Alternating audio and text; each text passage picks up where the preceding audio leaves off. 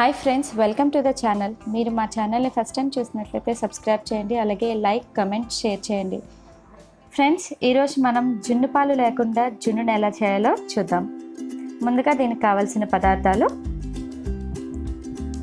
కాచి చల్లారబెట్టుకున్న పాలు 400 మిల్లీలీటర్లు, అలాగే 1 కప్పు బెల్లం తురుము, కొంచెం యాలకుల పొడి, కొంచెం మిరియాల పొడి, 3 గుడ్లు. మీరు పాలు తక్కువ తీసుకునేటట్లయితే 2 గుడ్లు చాలండి. సో ప్రాసెస్ చూద్దామా. ముందుగా మనం ఈ బెల్లం తురుము ఉంది కదండి, దాన్ని ఒక జ్యూసర్లో వేసేసుకుందాము. వేసుకొని మిక్సీ చేసుకుందాం. చూసారు కదా, ఇలా పొడిలాగా అయిపోతుంది. ఇప్పుడు ఇందులోని గుడ్లు పగలగొట్టుకొని ఇందులో వేసేసుకోండి. దీన్ని కూడా మిక్సీ వేసుకోవాలన్నమాట. అంటే మనకి ఈ బెల్లం అనేది పూర్తిగా కరిగిపోవాలి ఇందులోనే. చూసారు కదా, ఈ విధంగా వేసుకోవాలి. ఇప్పుడు ఇందులోనే మనం తీసుకున్న పాలని ఇందులో వేసుకుందాం.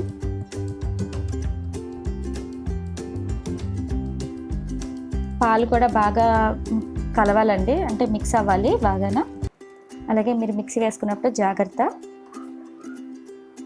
చూసారు కదండి, మనకి మిశ్రమం అనేది తయారైపోయింది. ఇప్పుడు ఒక స్ట్రైనర్ని పెట్టుకొని ఒక బౌల్లోని ఇలాగా పాలు అనేవి వడకట్టేసుకోండి.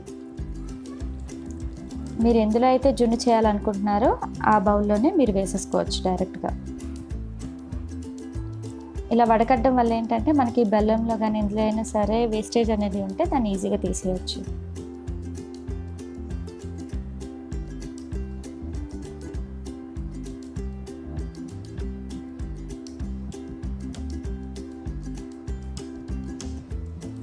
చాలామందికి జున్ను అంటే చాలా ఇష్టం కదా. సో మనకి సిటీస్లో అది జున్ను పాలు దొరకడం చాలా కష్టం. సో మనం ఇంట్లోనే ఈ రకంగా చక్కగా ఈజీగా మనం ఈ జున్ను అనేది రెడీ చేసుకోవచ్చు.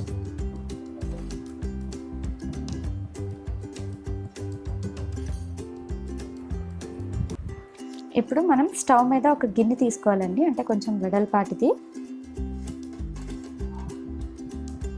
తీసుకొని, అంటే నేను ఇక్కడ ఇడ్లీ పాత్ర తీసుకున్నాను.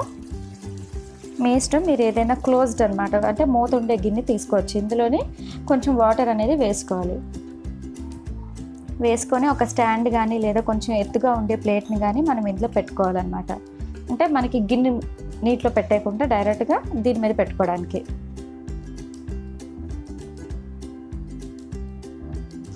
అలాగే మనకి రెడీగా ఉంచుకున్నాం కదండి బౌల్లోని, అందులోని ఈ యాలకుల పొడి ఇంకా మిరియాల పొడి చక్కగా పైనలుగా అద్దుకోవాలన్నమాట.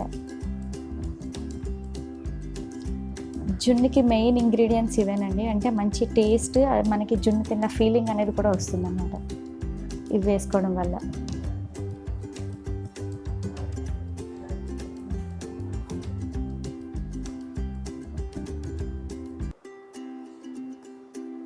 చూసారు కదా, ఇలా చక్కగా మొత్తం అంతా స్ప్రెడ్ చేసుకోండి. వేసుకొని ఒక ప్లేట్ అనేది మూత పెట్టేసేయండి.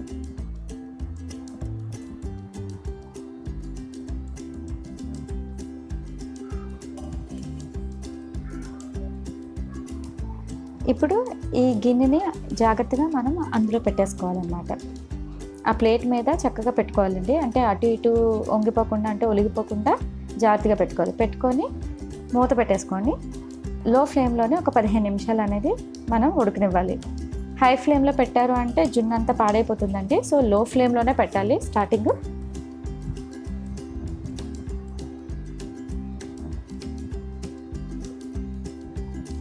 ఫస్ట్ 15 నిమిషాలు లో ఫ్లేమ్లో పెట్టుకొని ఆ తర్వాత 15 నిమిషాలు మీడియం ఫ్లేమ్లో పెట్టుకోవాలండి.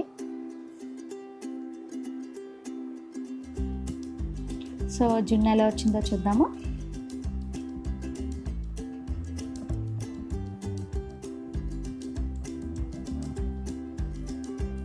చూసారు కదండి, మనకి పర్ఫెక్ట్గా జున్ను అనేది రెడీ అయిపోయింది.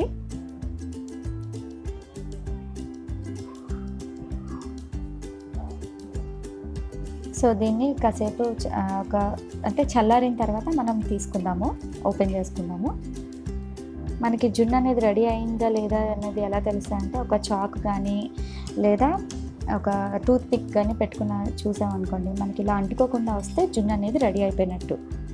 ఒకవేళ మీకు రెడీ కాలేదు అంటే ఇంకా కాసేపు స్టవ్ మీద ఉంచండి. చూసారు కదండి, చక్కగా జున్ను అనేది రెడీ అయిపోయింది. అలాగే పర్ఫెక్ట్గా వచ్చిందండి. ఇంకా లేట్ ఎందుకు ఫ్రెండ్స్, మీరు కూడా ట్రై చేయండి. అలాగే ఈ రెసిపీ ఎలా వచ్చిందో మాకు కింద కమెంట్ సెక్షన్లో మెన్షన్ చేయండి. Thank you.